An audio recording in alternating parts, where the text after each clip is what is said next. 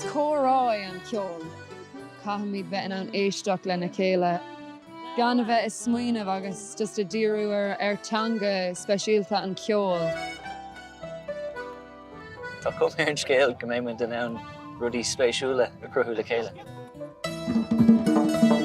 The beautiful thing about collaboration is you learn something new about yourself and your own artistry in someone else's perspective. Play acting with the rest of you just ain't working.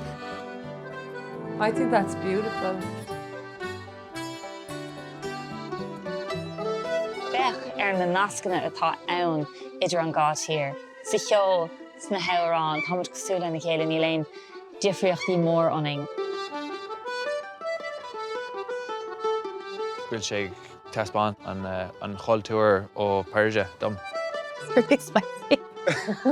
Is it? Yeah, tá sé. Chó speisialta.